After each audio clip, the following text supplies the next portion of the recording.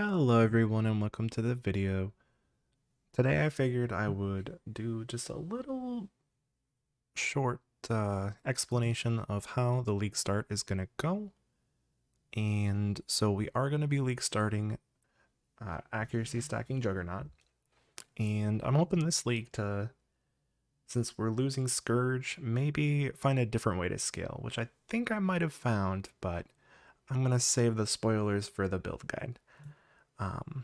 But for the league start scenario, I just kind of wanted to give you guys a look at what to expect if you're planning to do the same thing. And this is with 40 points invested, so you can kind of just see that the usual build path here, come down, grab some life nodes, some accuracy nodes, come down here, make sure to pick up these. You can grab the mastery if you'd like. All of these masteries are good except for the precision mana reservation. That's not really that useful, but the rest are all good. Then we come down through here. We are eventually going to be pathing up this way, but we won't need to do that until we get our jewels.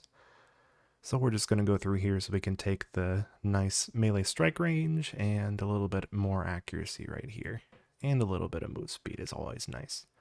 The 8% increased max life, of course, is awesome. Then we come over here and grab this cluster here.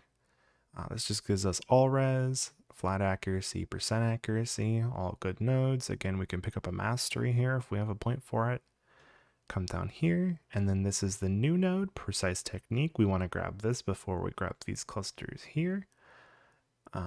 This just gives us 40% more damage. It's really strong. It means we can't crit, but we're not going to be critting until we can equip Oscarm anyways. So this is just a great supplement for damage early on. At this point, we should have our first ascendancy node, which means we will have the undeniable node, which gives us the 1% increased attack speed per 150 accuracy. So we're already going to be attacking really fast. So that's going to be nice. And then I wanted to grab this cluster here. I know it's bows, but I think for starting out here, at least up until higher tier maps, we might be better off going with maybe a tornado shot or some other form of bow build just starting out, because these nodes are so valuable.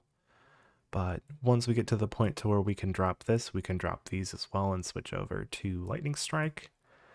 Point blank, incidentally, is just good with any kind of projectile skill, especially for bossing, so this is just great to pick up, and that's kind of where I leave off. After this, we kind of follow the traditional build path of just pushing up along here, coming up, grabbing these accuracy nodes, and the rest is the normal tree. So the only real difference is that we're coming through here, and then we're grabbing these nodes instead. Now you can forego maybe one of these clusters if you really want the precise technique, but I just don't think it's worth it, because once we get this node here, any accuracy nodes are just going to be helping us through the story a lot faster. So, but yeah, this is going to be my league start plan. I am going to be doing the accuracy stacker again. I do have other plans for this league, so watch out for that. I might be doing a few other builds. Now we're going to move on to the starting atlas tree. Now, a lot of people have already made videos on this.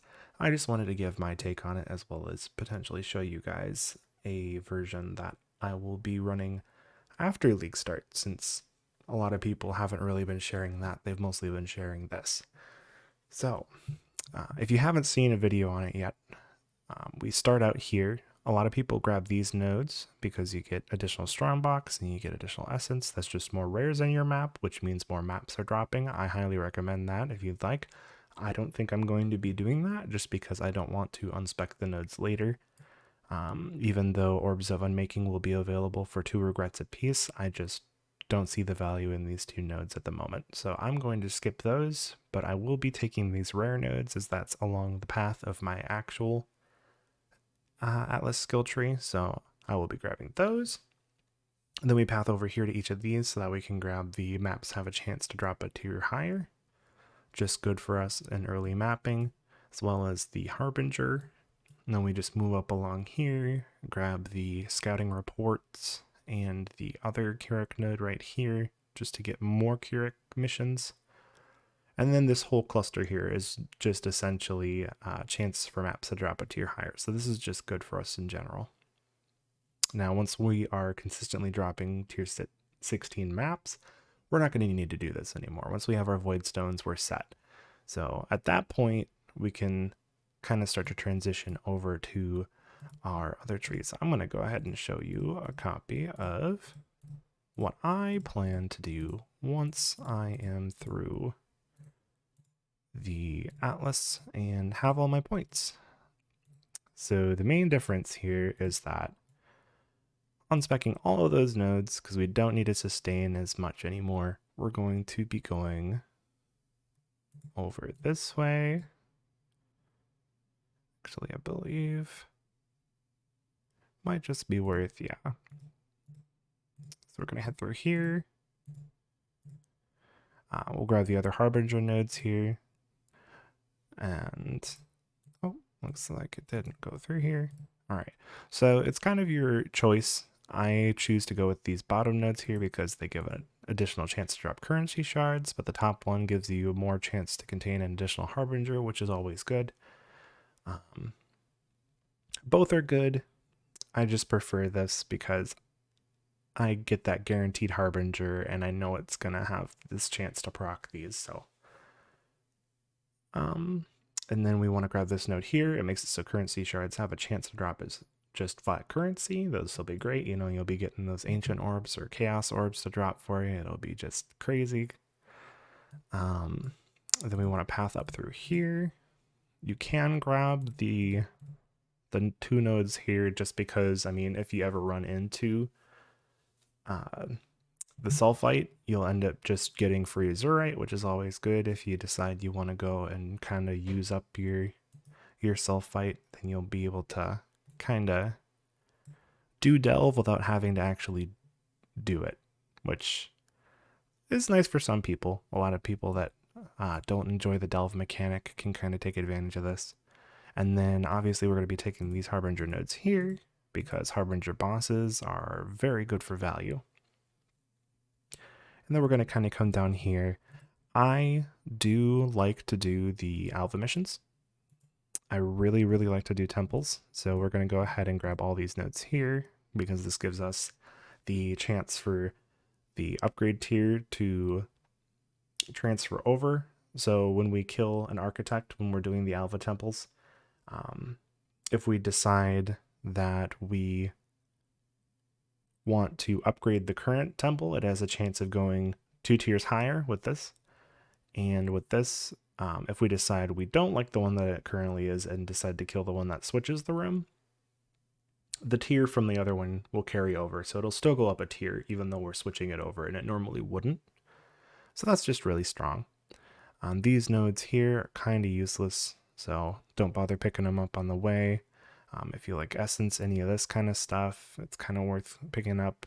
Expedition's always good, but I am going to skip those because I am going to be going for the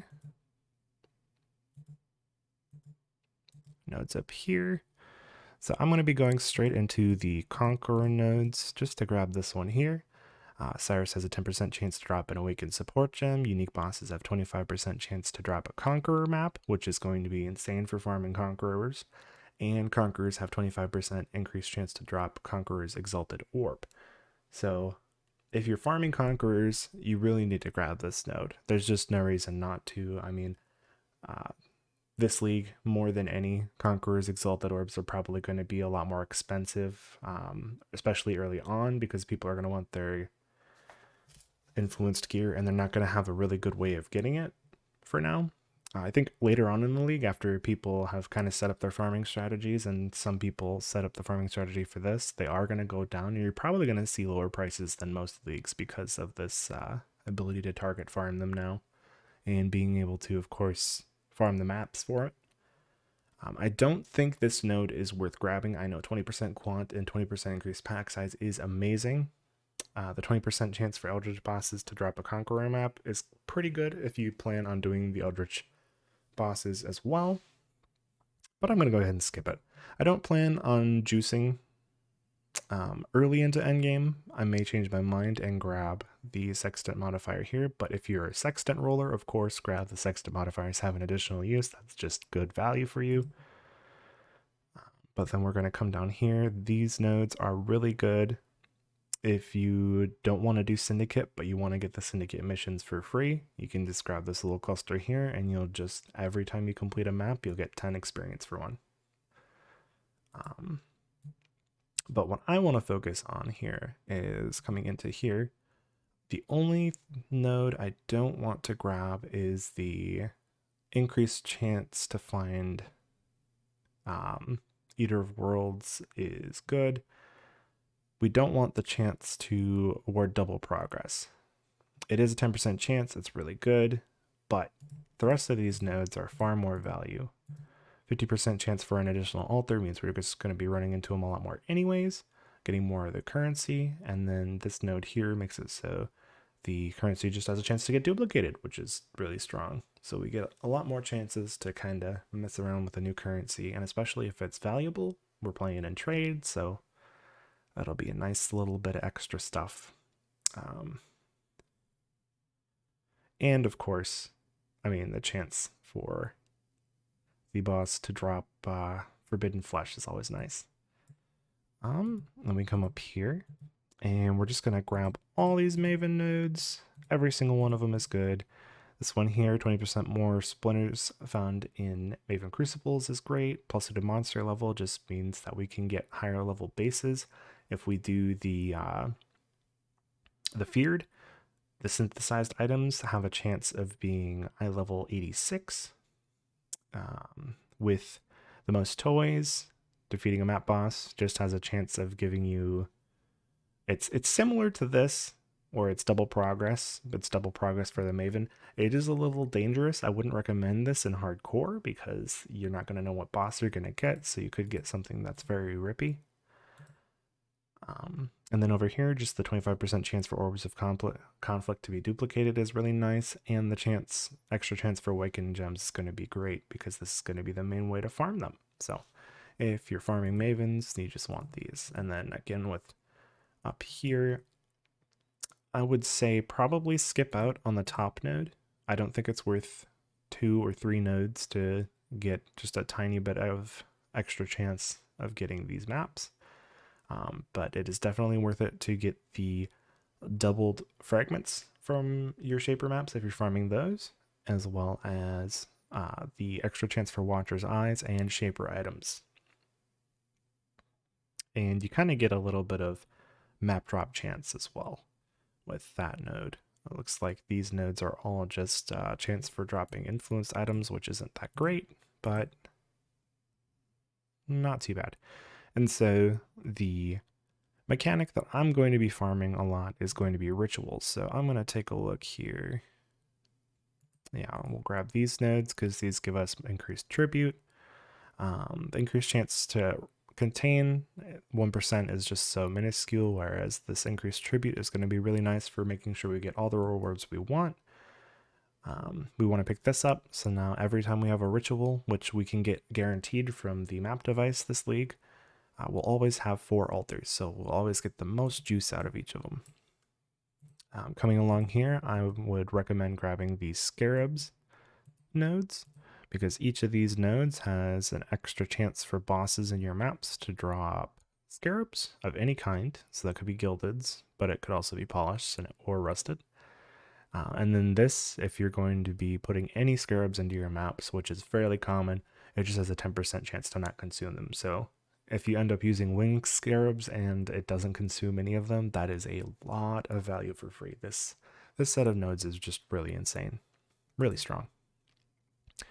And then we're going to come down here. We're going to kind of skip over all of these. Same thing here for the boss here. We want to grab all of these nodes, kind of skip over the 10% chance for double progress. We're coming down to 23 points here. We only have a few nodes left to grab. These are beyond. We don't care about that. Gonna come down here, make sure that we pick up the ritual nodes here. And again, grab the increased tribute ones. This full node gives us completing the final ritual altar, has a 10% chance to drop a blood-filled vessel. This is insane value if you're farming rituals. That just means that you don't have to run it on the map device, and it could potentially give you just a ton of tribute for free.